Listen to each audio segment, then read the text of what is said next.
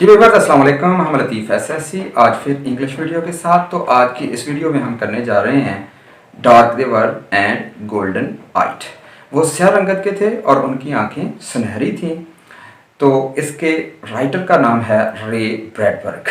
तो रे ब्रैडबर्ग जो है वो एक साइंटिफिक फिक्शन के राइटर हैं। तो ये साइंटिफिक फिक्शन ही लिखा गया है, तो जिसमें एक ऐसी स्टोरी के बारे में प्रेडिक्शन या पेशगोई की गई है जो आने वाले वक्त में वाकई हो सकती है। तो जिस तरह अल्लामा साहब फरमाते हैं ना कि आँख जो कुछ देखती है लब पे आ सकता नहीं, महवे हैरत हूँ कि दुनिया क्या से क्या हो जाएगी। तो आने वाले वक्त में क्या होगा, शायद उसकी तरफ ये भी एक इशारा है। तो इंसान अपनी तबाही का सामान पैदा कर रहा है। किस बात का रोना है, किस बात पे रोते हैं। कश्ती के मुसाफिर ही कश्ती को डुबोते हैं।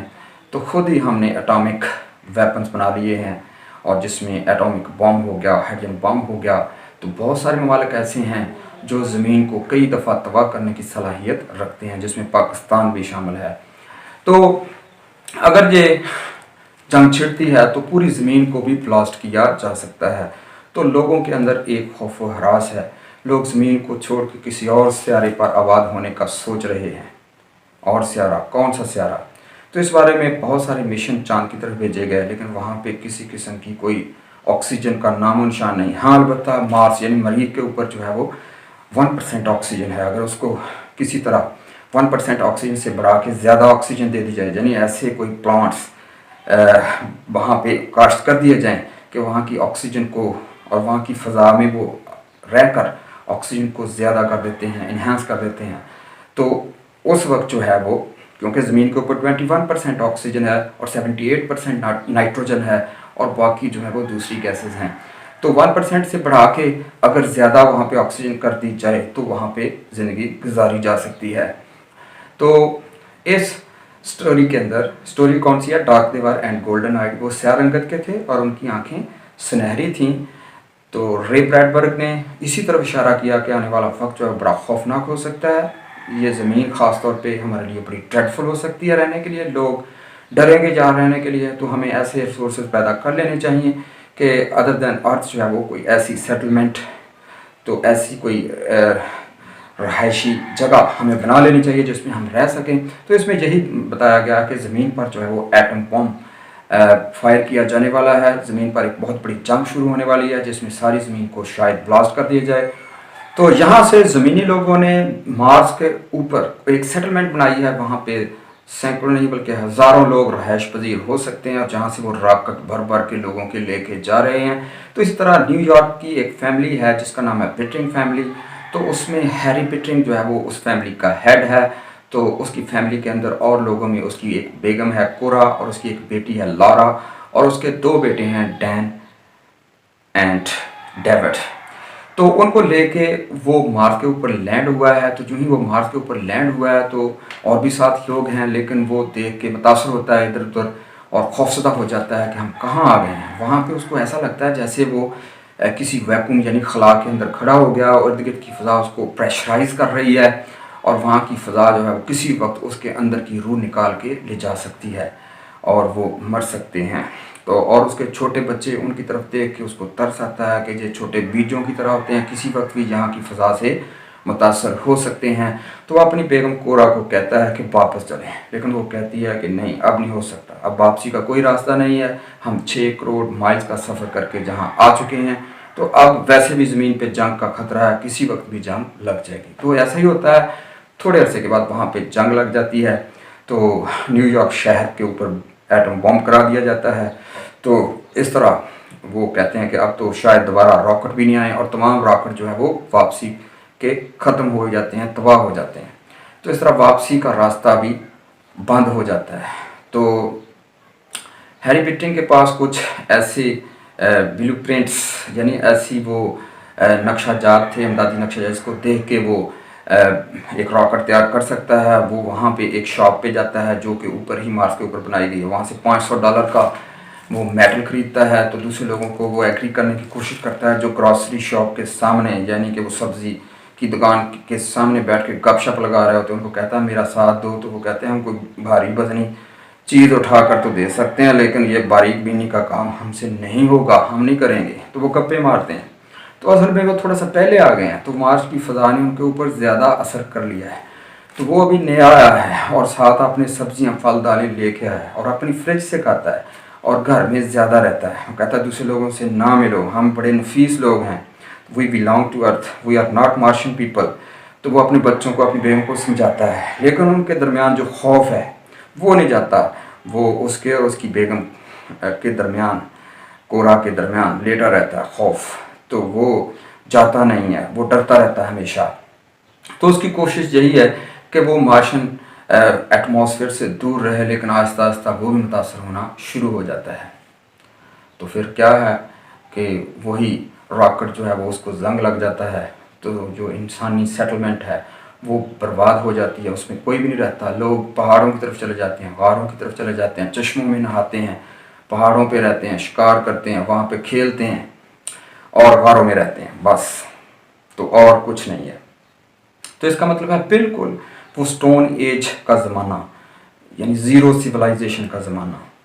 तो फिर क्या होता है, 5 साल बाद एक रॉकेट लैंड करता है और वहाँ से कुछ फौजी उतरते हैं। वो चिल्ला रहे होते हैं कि हमने जंग जीत ली है ज़मीन पर और हम कामयाब हो गए हैं, हम आप लोगों को बचाने आए हैं। तो उनको कोई भी नहीं मिलता, वो इंसानी आबादी में जाते हैं, वहाँ पे कोई भी नहीं होता।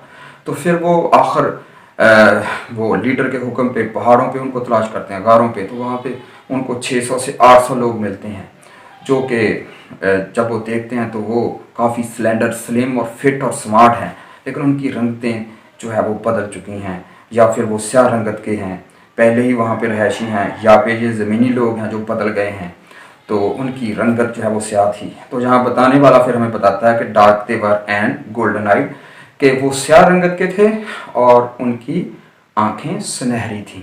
तो इसका मतलब उनकी आँखें जर्द थीं, सुनहरी थीं। तो वो स्याह रंगत के थे और वो स्लेंडर हो गए थे और लग रहा था कि वो थोड़ी उम्र के हो गए थे। यानी हैरी बिटरिंग जो था वो अपने बेटे की तरह स्लिम स्मार्ट लग रहा था, बेटे जैसा लग रहा था। उसकी जो बेगम थी कोरा, वो अपनी बेटी लॉरा जैसी लग रही थी और वो लंबे कद की भी हो गई थी, स्लिम और स्मार्ट। तो जिस तरह एंशियंट पीपल थे वो लंबे थे, उनकी उम्रें ज़्यादा थीं। तो जिस तरह आद और समूद के 300 साल के हो जाते थे और भी वो बच्चे होते थे, तो इसका मतलब है, तो असल में इस स्टोरी के अंदर हमें ये बताने की कोशिश की गई है कि हम अगर ज़मीन को तबाह बर्बाद करके किसी और सियारे पे जाएंगे तो वहाँ पे सिविलाइजेशन का आगाज़ करेंगे, तो हमें वही ज़ीरो पॉइंट से शुरू होना पड़ेगा, वही पत्थर का ज़माना। हम वैसे पहाड़ों में रहेंगे, अपना भूल जाएंगे सब कुछ, और हमारी मेंटल ग्रोथ जो है वो वहीं पे पहुंच जाएगी जो पत्थर के ज़माने के लोगों की थी। और गारों में रहेंगे, चश्मों में नहाएंगे, तो आम बिल्कुल ऐसे ही रहेंगे। तो बिल्कुल वो भी ऐसे ही थे। तो इसीलिए वहाँ का जो कमांडर था उसने उसी वक्त कहा कि अगर ये मार्शियन पीपल हैं तो ज़मीनी लोग कहाँ गए। तो ये सवाल है, इसका जवाब उनके पास नहीं था। तो असल में हम खुद जो है वो इससे ये प्रिडिक्ट करते हैं, अखज़ करते हैं, तो डिराइव करते हैं कि असल में वो ज़मीनी लोग ही थे, लेकिन मार्शियन एटमॉस्फेयर, जिसको उसने मार्शियन वायरस कहा है, तो उसके इफेक्ट होने की वजह से वो पीछे प्राइम टाइम में चले गए और ज़ीरो सिविलाइजेशन से वो आगाज़ करने वाले हैं। तो ये स्टोरी जो है वो बहुत ज़बरदस्त किस्म का साइंटिफिक फिक्शन जो है वो रे ब्रैडबर्ग ने लिखा, इसको हमने पढ़ा। तो नेक्स्ट जो है वो अब इसकी हम ट्रांसलेशन करेंगे। तो डियर स्टूडेंट्स, आपको पता है कि 15 नंबर की ट्रांसलेशन आती है इंटर बुक 1 पार्ट 1 से, तो वो हम करने जा रहे हैं डार्क देवर एंड गोल्डन आइट, रे ब्रैडबर्ग का लेसन है। तो इसके पूरे सबक का ट्रांसलेशन तो फ़िलहाल मुमकिन नहीं है, तो यहाँ पे मैं इंशाल्लाह वो पैराग्राफ आपको करवाऊँगा जो कि मोस्ट इम्पॉर्टेंट है, और इंशाल्लाह उन्हीं में से पेपर में वो पैराग्राफ आएंगे। तो सबसे पहले हम पहला पैराग्राफ करते हैं जो कि मोस्ट इम्पॉर्टेंट है। मैंने उसी हिसाब से इसको तरतीब दी है, तो आप जो है वो स्मार्ट बोर्ड के ऊपर देखेंगे और साथ उसकी ट्रांसलेशन और डिफ़िकल्ट वर्ड मीनिंग भी देखेंगे। तो मैं इधर जो है वो बुक से रीड करता हूँ। सबसे पहले रीडिंग होगी, फिर साथ ही उसकी लफ्ज़ी और बामुहावरा तर्जमा भी करेंगे। तो डियर स्टूडेंट्स, आपको पता है कि इंग्लिश बुक 1 इंटर पार्ट 1 में आपका जो बहुत ही अहम एक क्वेश्चन होता है वो ट्रांसलेशन का होता है। ये काबिल 15 नंबर का होता है, एक ही पैरा होता है। तो इसका उर्दू ट्रांसलेशन बहुत ही आसान काम है। तो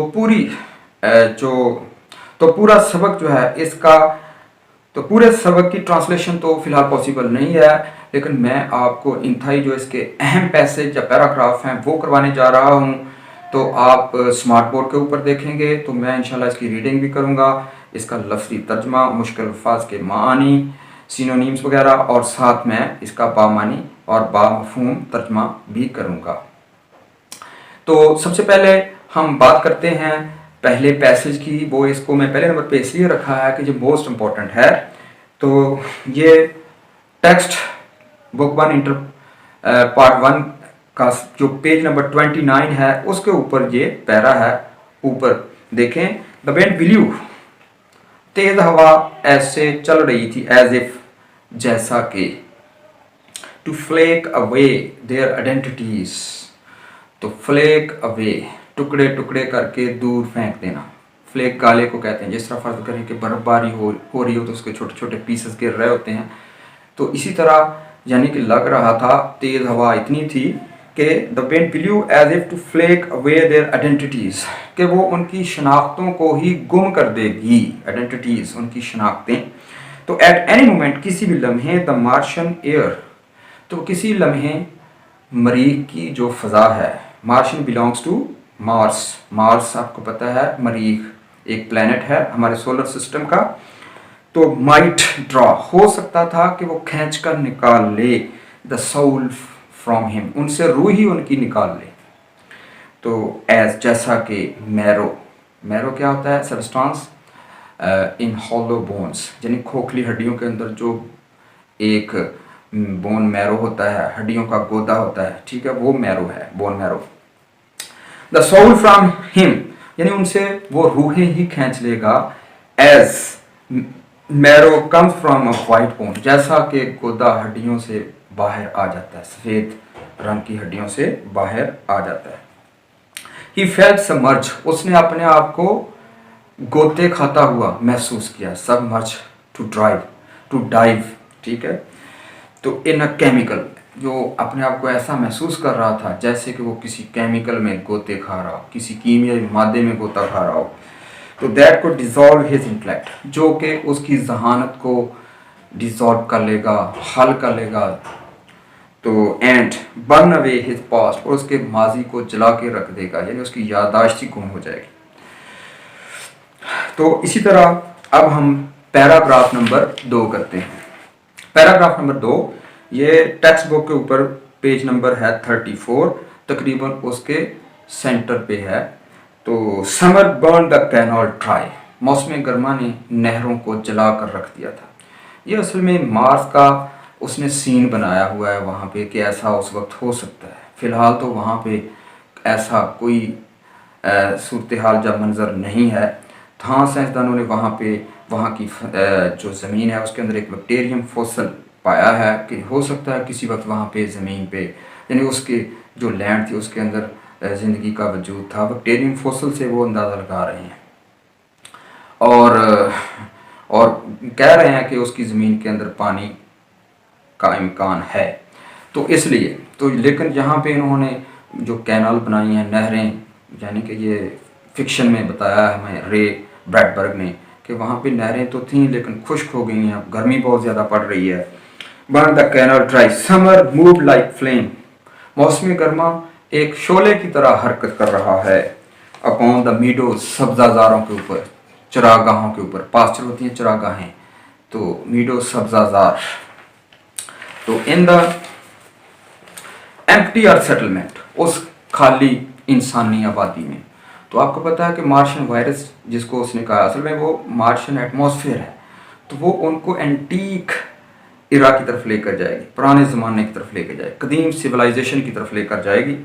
तो द पेंटेड हाउसेस, जो रंगो रोगन किए गए घर थे, एंड ठीक है, वो फ्लेक्ड, वो टूट फूट कर बिखर गए थे, टुकड़े टुकड़े होकर गिर गए थे इन तेज़ हवा की वजह से। एंड पील्ड, पील छिलके को भी कहते हैं, छिलका उतरने को भी कहते हैं, जिस तरह वो रंग उतर गया था उनका, वो खस्ता हाल हो चुके थे। तो rubber tyres upon which children had swung, वो रबर के टायर जो झूला झूलने के लिए बच्चों के लिए डाले गए थे, इन बैकयार्ड, पिछले सहनों में, सस्पेंडेड, वो मुअल्लक लटक रहे थे। लाइक स्टॉप क्लॉक पेंडुलम, जिस तरह क्लॉक का पेंडुलम रुका हुआ होता है। आपको पता है पेंडुलम क्या होता है। तो इन द प्लेजेंट एयर, उस इंतहाई गर्म चलती हुई फजा में। तो ये असल में पेज नंबर 29 का पैराग्राफ नंबर 1, इस लेसन का भी पैराग्राफ नंबर 1 है, लेकिन इनको फ्रीक्वेंसी के हिसाब से रखा है कि जिसकी फ्रीक्वेंसी सबसे ज़्यादा है, मकसद है कि पेपर में आने की फ्रीक्वेंसी, उसको हमने पहले नंबर पे रखा, फिर दूसरे वाले को दूसरे नंबर पे, और ये तीसरे वाले को तीसरे नंबर पे रखा है। ये पैरा तीसरे नंबर पे जो है, इसका मतलब फ्रीक्वेंसी के हिसाब से तीसरे नंबर पे आया है।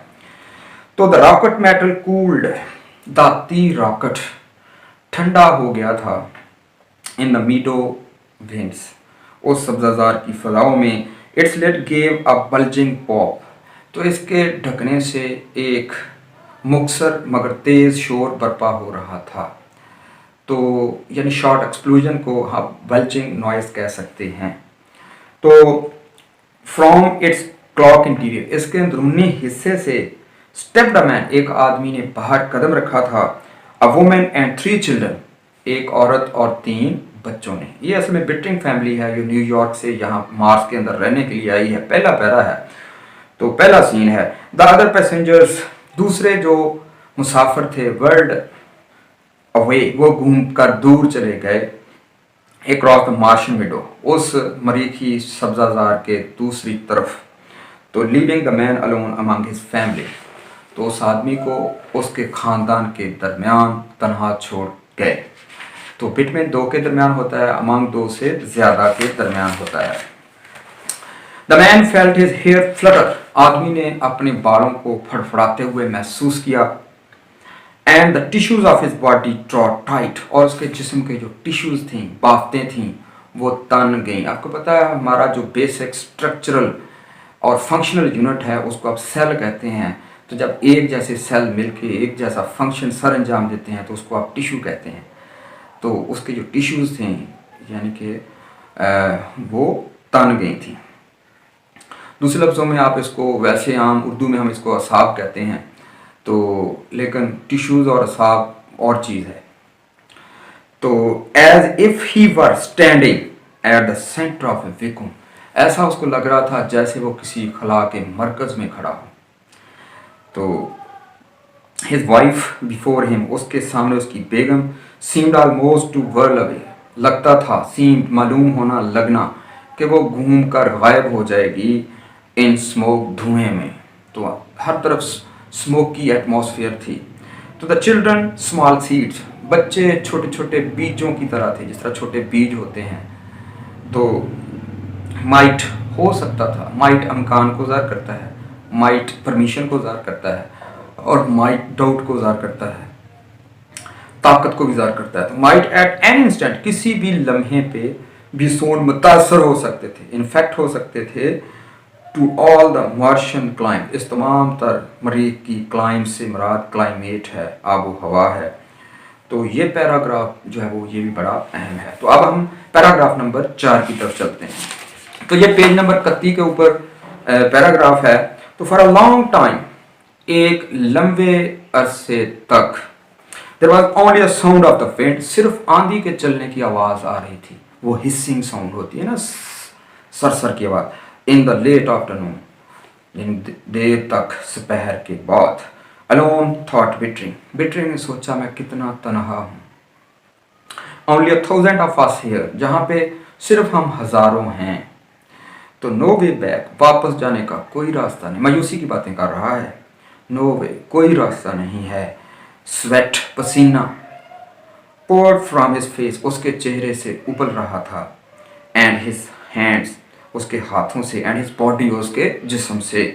ही वॉज ट्रेंच, वो भीगा हुआ था, इन हॉटनेस, गर्मी में।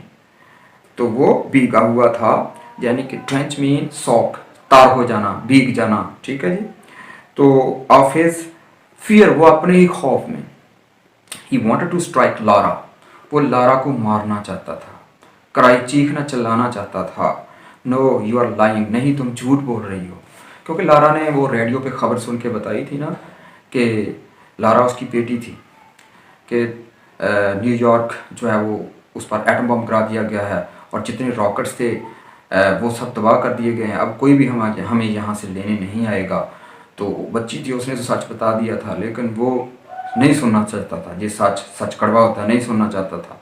तो वो कहता था कि the rockets will come back, कि रॉकेट एक दिन वापस आएंगे। इंस्टेड, इसकी बजाय ही स्ट्रोक लाराज हेड, उसने अगेंस्ट हिम, तो उसने उसको मारने की बजाय लारा का सर अपने सीने पे रख लिया। एंड सेड, और कहा the rockets will get through some day, कि एक ना एक दिन रॉकेट कामयाबी के साथ जहां पहुंच जाएंगे। तो डियर स्टूडेंट्स, हमने आज का लेसन जिसमें हमने ट्रांसलेशन की, इंट्रोडक्शन किया, वो कर लिया है। तो इसका इंशाल्लाह पार्ट 2 जो है बहुत जल्द मैं अपलोड करने वाला हूं, जिसमें हम करेंगे सबसे पहले करेक्ट यूज़ ऑफ वर्ब्स करेंगे, फिर उसके बाद शॉर्ट क्वेश्चंस करेंगे, फिर उसके बाद हम पंक्चुएशन करेंगे और साथ हम MCQs करेंगे। तो अपना बहुत सारा ख्याल रखिएगा। अगर आपने हमारे चैनल को अभी तक सब्सक्राइब नहीं किया तो वो भी कर लें, ताकि नेक्स्ट आने वाली तमाम वीडियोस आपको मिलती रहें। अपना बहुत सारा ख्याल रखें। अल्लाह हाफिज़।